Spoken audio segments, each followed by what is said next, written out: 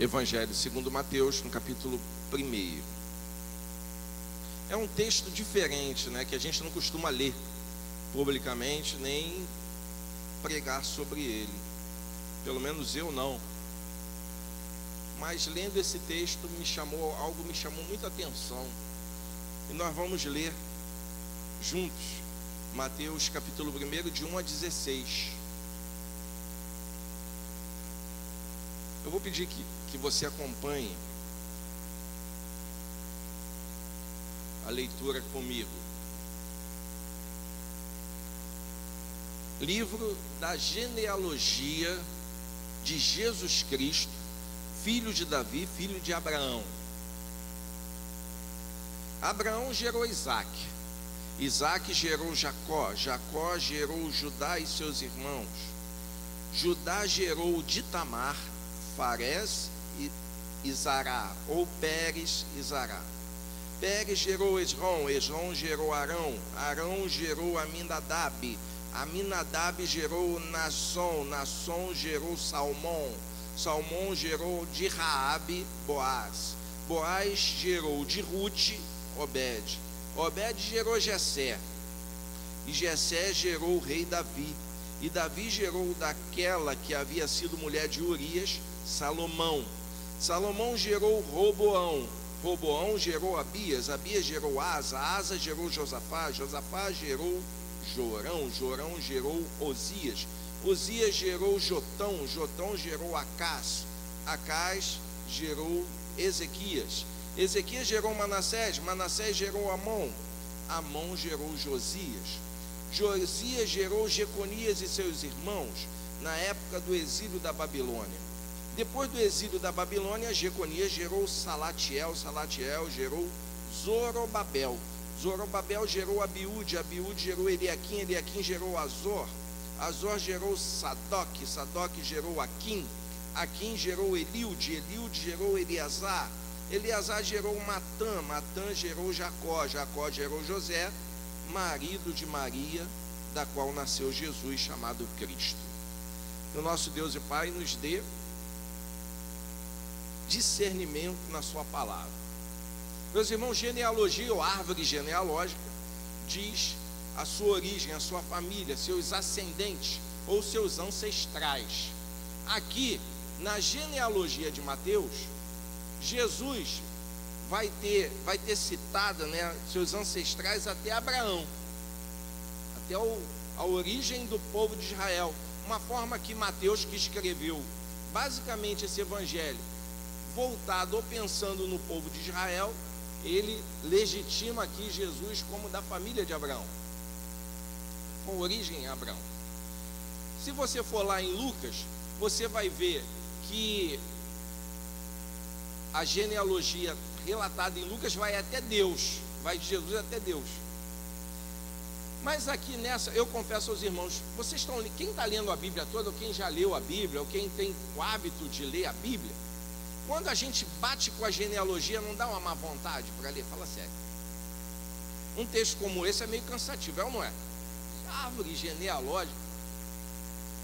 O que você está fazendo na Bíblia, né? A gente pensa, dá uma má vontade, a gente vai e passa o olho assim, muito rapidamente, fulano gerou, você não guarda nome nenhum, e lê o texto. Vamos que vamos. É ou não é? Uma leitura dinâmica que a gente faz aqui no texto da genealogia. Eu confesso aos irmãos, eu sempre tive má vontade para ler genealogia, né? Só que quando eu li, eu estava lendo nessa semana, essa genealogia, eu estava lendo o texto, aí eu parei nesse texto aqui, não sei porque eu abri no Evangelho de Mateus e parei em genealogia, aí fui olhar isso aqui,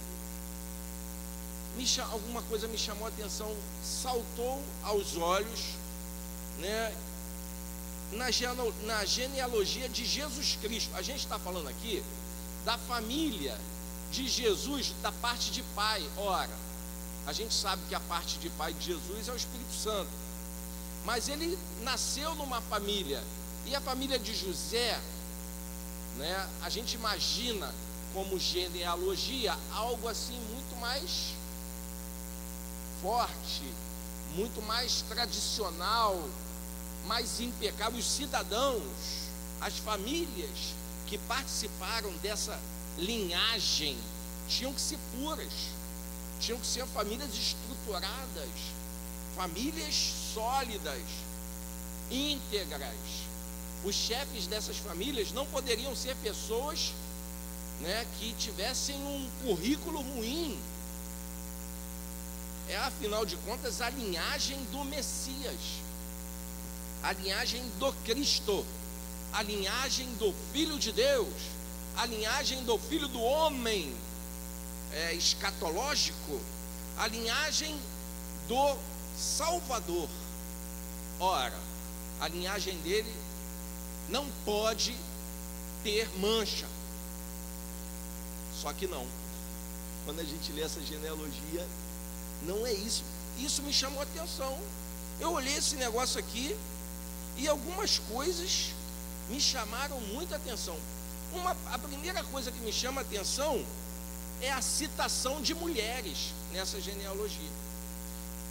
Meus irmãos, a genealogia do tempo bíblico desse pessoal dificilmente ou poucas vezes citava mulher, às vezes citava, mas era raro, assim, não era regra, não era comum citar mulheres em genealogia. Eram citados os chefes de família, homens, patriarcas. Mulher não costumava ser citada, e nessa genealogia, de maneira recorrente, a gente vê citação de nomes de mulheres. Na genealogia do Cristo me chamou a atenção. Peraí, mulher aqui? Quando aquela sociedade, aquela tradição, aquele costume não era citar mulheres, já chamou a atenção. A segunda é que algumas das mulheres que aparecem aqui têm características assim que não seriam muito bem aceitáveis ou bem recebidas na genealogia da gente. Por exemplo, Alexandre, filho de Adilson, filho de Antônio, que casou com Araci, que era prostituta. Eu não ia querer isso na minha genealogia, né? Mas na genealogia de Cristo tem. Outra coisa que me chama a atenção é o tipo de relacionamento, além de mulheres, o tipo de relacionamento que essas mulheres da genealogia do Cristo, do Salvador, tiveram com os homens da sua época. Então, meus irmãos, eu vou citar aqui, por exemplo, a primeira mulher nessa genealogia, versículo 3. Qual é o nome da mulher que está aí no versículo 3? Tamar, não é isso? Tamar. Eu já preguei sobre Tamar aqui, a história de Judá e Tamar, está em Gênesis, a gente vai ler ainda. Meus irmãos, aí no texto do versículo 3, está dizendo que Judá gerou com Tamar Pérez e Zerá, não é isso? E Zará. É quase o nome da loja de roupa, né? Zara. Pérez e Zara. Muito bem. Podia ser C&A, né? Mas é Zara. Vamos lá. Tamar teve junto com Judá 2 filhos, eram gêmeos, esses 2 aí. Só que Tamar não era mulher de Judá, era nora. Olha a confusão, olha só o barraco. Tamar era nora de Judá, e ela vai gerar esse filho com Judá a partir de uma artimanha que ela mesma usou, porque ela estava sofrendo uma grande injustiça de Judá. Então ela usa o que? Ela se fantasia, ela se traveste, ela se veste de prostituta. E o Judá, safado, não tinha Judá safadão naquela época, tinha esse aí, ancestral de Jesus. Ele tem um filho com essa mulher porque ele a trata como uma prostituta. Logo, ele tinha o hábito, ou pelo menos teve nesse ato, um ato de prostituição. Ele adulterou com uma prostituta. relação nascem 2 filhos. Um deles vai seguir a linhagem até Jesus. Olha que rolo. Tamar, mulher na genealogia, com uma relação com o sogro. Olha que coisa assim, berrante, né? Coisa meio estranha, né? Coisa escandalosa, né? Escandalosa. A gente olha isso. Vocês sabem que no direito, por exemplo, na lei, se você se separa do seu marido e o seu sogro fica viúva, e você ou divorcia, se ele não está casado e você não está mais casada, está livre para casar, você não pode casar com seu sogro. Nem você, homem, pode casar com sua sogra, sua ex-sogra. Sabe por quê? Sogro vai ser sempre sogro. A lei não permite casamento de genro com sogra, nem de nora com sogro, mesmo que não tenha impedimento legal. O impedimento legal é que não pode casar, e esse casamento é nulo, de pleno direito. E a gente vê lá atrás, na genealogia de Cristo, a nora tendo filho com sogro. Vamos mais adiante. Raabe, versículo 5. Quem foi Raabe? Prostituta. Tudo bem que Raabe foi uma prostituta que ajudou o povo de Israel, os espias que foram lá espionar Jericó. Ela escondeu eles na casa dela. Mas ela era o quê? Prostituta. E ela é citada. Engraçado que isso reforça o caráter verídico da palavra, né? Porque a Bíblia não esconde furo de ninguém. Ela não esconde os embaraços, nem na linhagem de Cristo. E Raabe, a prostituta, faz parte dela. E é citada no texto. Raabe. Se fosse a minha genealogia, eu ia esconder. Mas a Bíblia mostra. Vamos para a terceira mulher, Ruth, versículo 5 também. Quem foi Ruth? Foi nora de quem? Naomi ou Noemi, né? Ou Noêmia, pode usar qualquer um nome desse, mas é a mesma. Mas Ruth era o quê? Era prostituta? Não.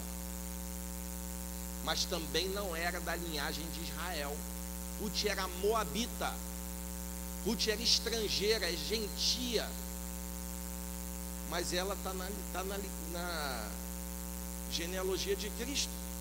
Ela não tinha um sangue judaico, não tinha um sangue israelita, mas ela casou com um israelita, e com Boaz, que era filho de Raabe.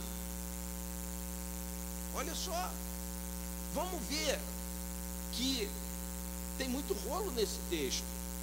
Tem muita gente impura, tem muita gente pecadora, tem muita gente vacilona aqui nesse texto. Vamos para o versículo 6.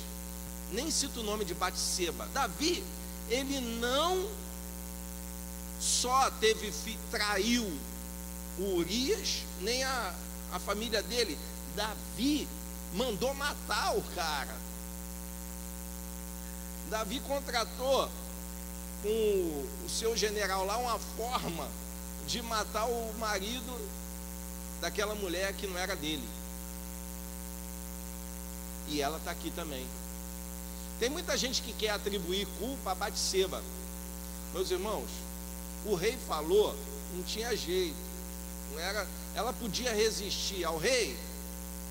Fala sério. Mas tudo bem. Cada um com sua opinião.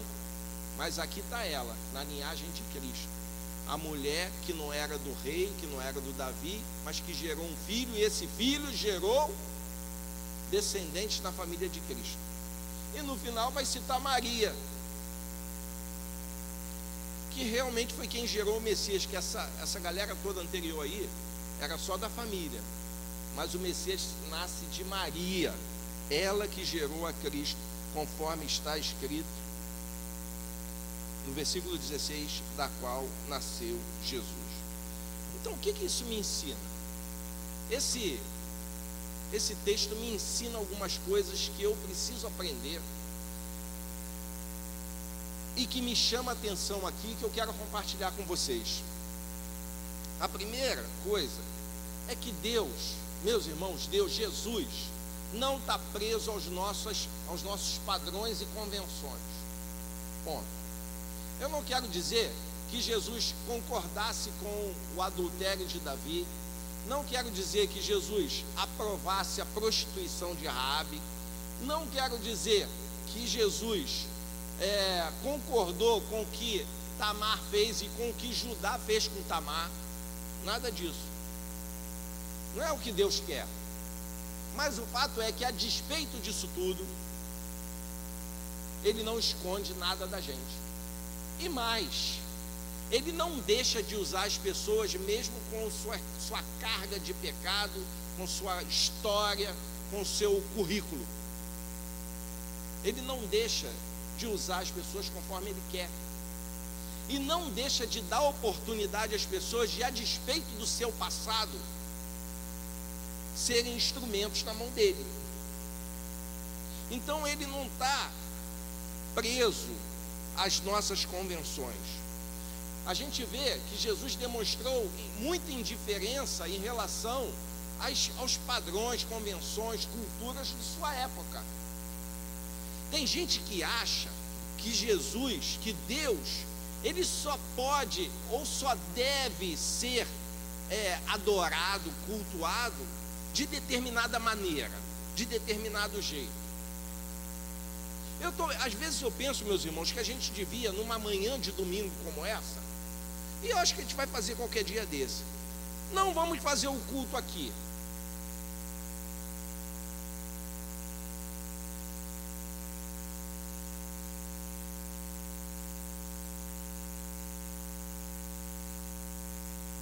Foi só eu mexer com essas coisas que o Cláudio já foi tchum. Não vamos fazer culto. Qualquer domingo desse, sabe o que a gente vai fazer? A gente vai, deixa ficar fresco. A gente vai para a quadra, vai tomar um café, vai sentar e bater papo, conversar, deixar as crianças brincarem, deixa as crianças, monta uma piscina aí, sei lá, e deixa as crianças se divertirem, e vamos sentar e conversar, bater papo, trocar ideia, porque eu vejo Jesus na Bíblia mais fazendo isso do que fazendo culto, por exemplo, porque Ele era o culto é em torno dele. Eu não estou aqui abolindo o culto não, meus irmãos. Uma vez ou outra a gente tinha que pegar, botar um ônibus aqui na porta, encher esses ônibus e partiu praia, partiu sítio, e vamos passar um dia num sítio, e vamos brincar, e vamos conversar, e vamos orar em dupla, e vamos conversar de novo, e vamos jogar a Fernanda dentro da piscina. Eu acho que nós precisamos muito abrir mão daqueles padrões, daquela rotina, daquela coisa mecanizada que a gente faz. Eu não gosto de coisa mecanizada. Aí a gente vem aqui, por exemplo, domingo, aí ora, aí lê a Bíblia, aí ora, aí vem e canta, aí ora e canta. Tem algum mal nisso? Não, desde que isso seja feito com o coração naquilo. Já viu como você canta? Preste atenção, já viu como você canta e nem pensa no que está cantando? Nem pensa. Às vezes a gente canta no automático, faz as coisas por fazer. Deus não está preocupado com rotina. Jesus quebrou as rotinas da sua época. Eu acho que está na hora da gente quebrar algumas rotinas também. Quebra a rotina na tua casa. Já viu o casamento na rotina? Por que o pessoal fala que o casamento é chato? O casamento é chato porque cai na rotina. Sai da rotina então, cara, para você ter um casamento legal. Namoro que cai, já viu esses namorados que já tem na rotina, aquela rotina? Passa 10 anos namorando, nunca vi. O cara namora 10 anos. Que miserável, 10 anos namorando, enrolando a filha dos outros. Na rotina. Na rotina, aquela rotina. Jesus foi um quebrador de rotina. Se você olha na Bíblia, Jesus curava no sábado. A rotina não era curar no sábado. O pessoal ia comer sem fazer, os seus discípulos iam comer sem fazer ritual. A rotina do ritual de purificação, não faziam. Jesus ia na festa dos pecadores. Jesus ia na festa, quebrava a rotina. A mulher vinha chorar nos pés de Jesus numa sala cheia de homens. Não podia a mulher entrar na sala com o homem para falar, quanto mais para encostar no homem. E a mulher lá no pé de Jesus chorando. Ele era um quebrador de protocolo. A gente precisa quebrar protocolos, esse negócio muito robozinho. Tem que acabar com isso. Tem que mudar isso.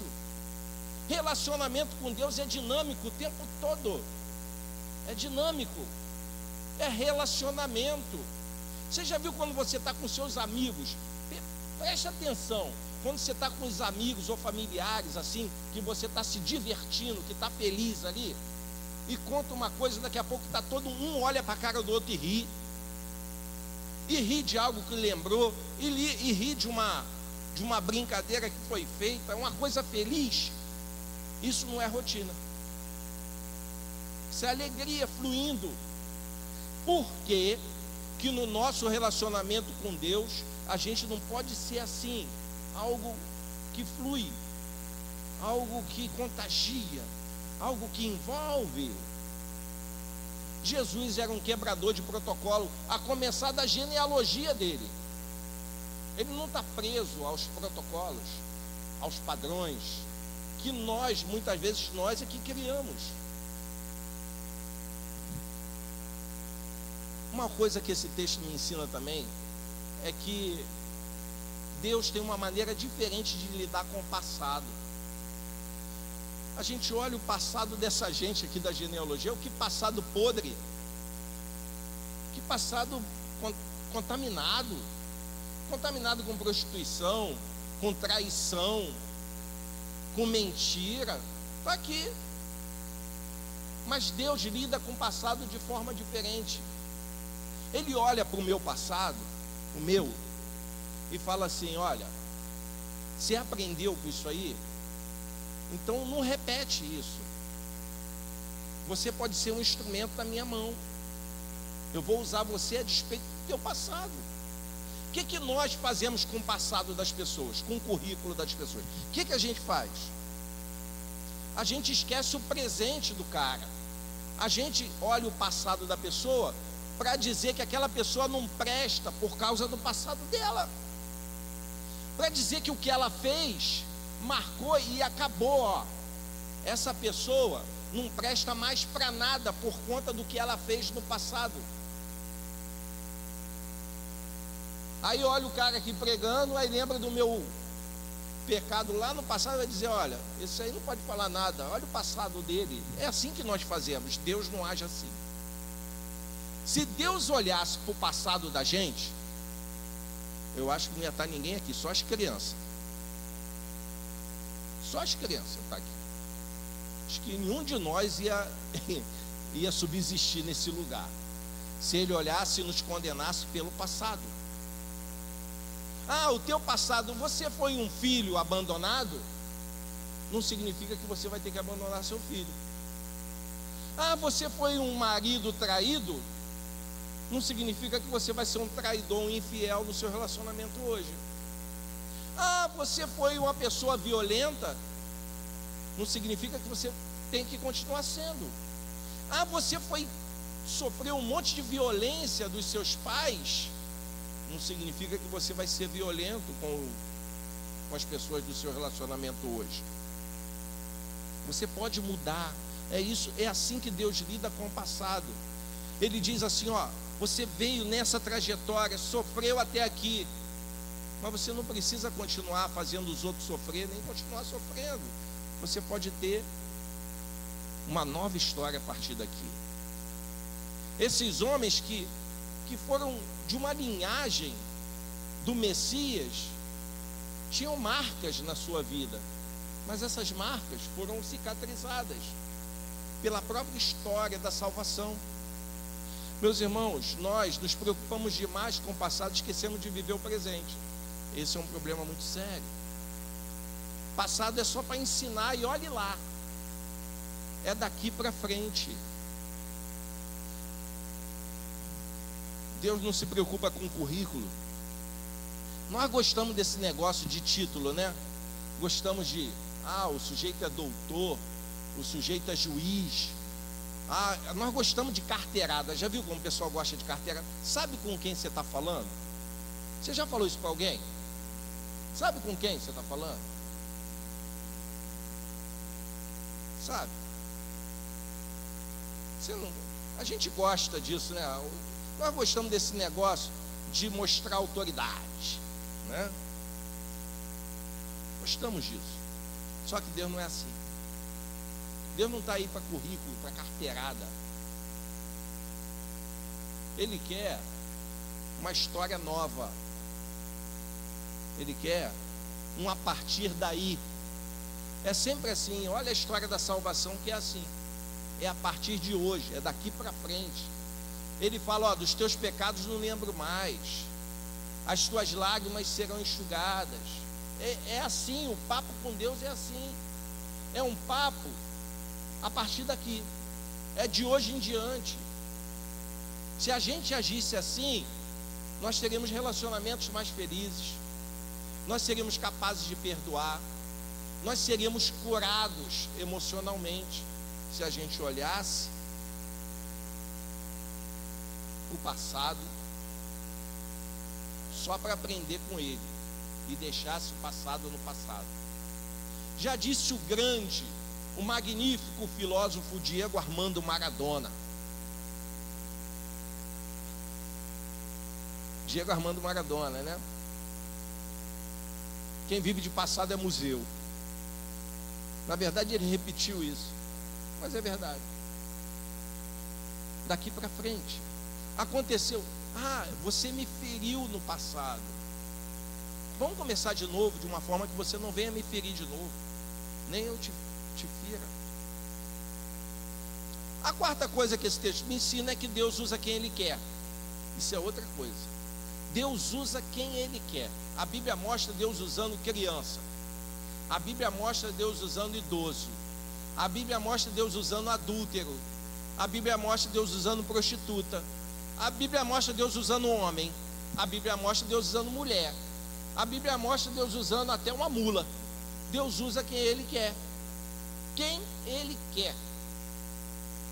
Então, vamos pensar que essa criança que você tem em casa e que chega para você e diz: papai, por que você está sendo tão rude com a mamãe? Ela pode estar sendo usada por Deus. Vamos pensar que essa criança que está em casa e que diz: mamãe, isso aí que a senhora disse não é um palavrão? Ela pode estar sendo uma criança usada por Deus. Vamos pensar que esse menininho que você tem em casa diz assim: mamãe, isso não é mentira? Pode ser que seja ela usada por Deus. Deus usa quem Ele quer.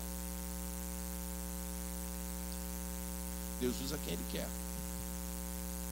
Aqui no texto me mostra que Ele usou prostituta, mulher, homem, traidor, mas que foram pessoas que em algum momento tiveram uma experiência com Ele, que mudaram sua história e participaram da história da salvação. Então não importa o que você já fez na vida, o que você anda fazendo, não importa o que você fez até agora, neste momento, o que importa é daqui para frente, o que você vai decidir fazer e viver. E uma atitude uma só. Meus irmãos, uma atitude sua pode alterar a história de alguém. Uma atitude. Você despretensiosamente pode ter uma atitude que vai mudar a história de vida de uma pessoa, que vai mudar o rumo da história que aconteceu aqui, a história da salvação, da qual pessoas indignas aos nossos olhos participaram. Uma atitude, basta uma. E a pergunta que a gente encerra o culto dessa manhã: como é que você vai ser lembrado? Essa é a pergunta. Esses homens e mulheres, todos eles morreram. Até Jesus, né?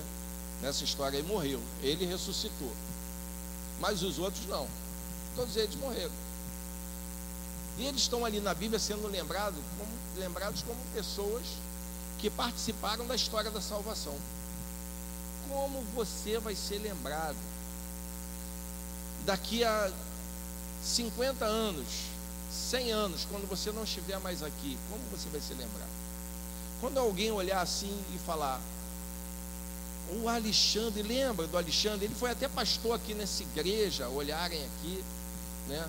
Ele teve um pastor aqui chamado Alexandre, olhando na história. Como que o Alexandre vai ser lembrado? Como que a Sarinha vai ser lembrada? Como que a Kátia vai ser lembrada? Como o Jefferson vai ser lembrado? Como eu vou ser lembrado? Você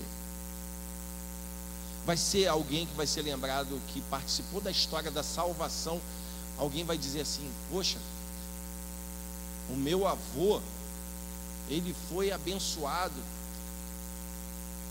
por um homem que marcou a vida dele. Foi um homem, um senhor Fábio. Tem a foto dele aqui, o Fábio. Olha como ele era bonito, como o cabelo dele era bonito, né? O cabelo do Fábio. Esse Fábio abençoou meu avô mudou o rumo da vida dele por causa do Fábio, por causa do Beto, por causa do Romildo. Teve um tal de Romildo, ele morreu bem velhinho, mas ele tinha 120 anos quando morreu. Mas ele foi um velhinho que abençoou muita gente. Como a gente vai ser lembrado? Qual vai ser a história que vão contar da gente? Ali nós vemos prostitutas, infiéis, mentirosos, que tiveram a história impactada de alguma forma por Deus, e por causa disso são da linhagem da história da salvação, da história do Messias, da família em que Jesus veio ao mundo. Qual vai ser a sua história? Que Deus abençoe a sua história, que Deus cuide e dirija o rumo da sua história.